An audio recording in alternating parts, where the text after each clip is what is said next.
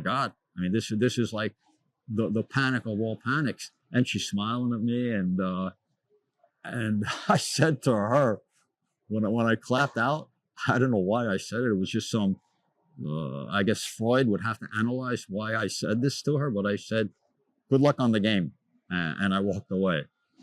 And I walked away, and I went home, and now I went home to my apartment, and the plan was we were going to all meet at my apartment after the scam went down and they cashed out and had all the money, and everything was going to be, then the celebration would start. But, I was thinking now on my way home, right? I didn't have a car. I took the bus to get from my apartment and to and from the casino, right? But Joe had a car, and they would all be in this car, and they would come to my apartment, and we would celebrate, right?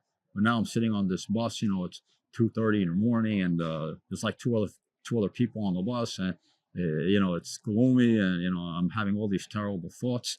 So I go in my apartment, I turn on the TV, and there's an old rerun of The Honeymooners with Jackie Gleason and Art Carney, which coincidentally was my favorite show of all time. To this day, I still watch reruns of it.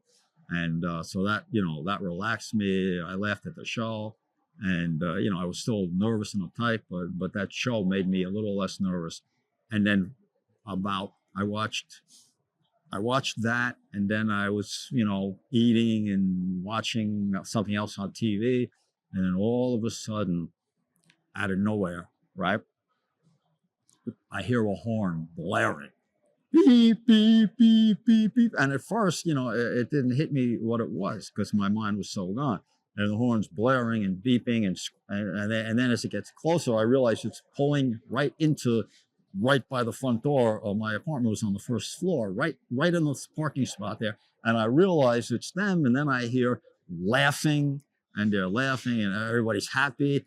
And then all of a sudden, I open the door, and now Joe and Duke, right, both have bottles of champagne, and they were shaking them up, and they're spraying me with it, and they're laughing, and they're throwing, they rush in, everybody rushes into the apartment, and they're throwing $100 bills in the air like Happy New Year, and everybody's drinking, and Joe's going, "Kid, you were great, it worked like a charm, oh, it was so great, we got it all, you're not going to believe it."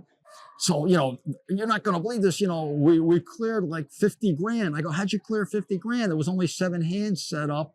The most you could have cleared is like 49,000. He goes, "Yeah, but on the bet backs, we won some more money," right? Now, what I mean by the bet backs is, so after they won the 7 hands that I fixed up, and they were all betting player, right? We didn't want them to just get up and leave. So the idea was they would bet back.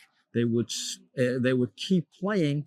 But now, since the cards weren't fixed up anymore, right, some of them would bet on the player side, the $1,000, and the others would bet on the bank side, like $1,000 or $800 or $900. And they would create an offset, because when the player won, the bank lost.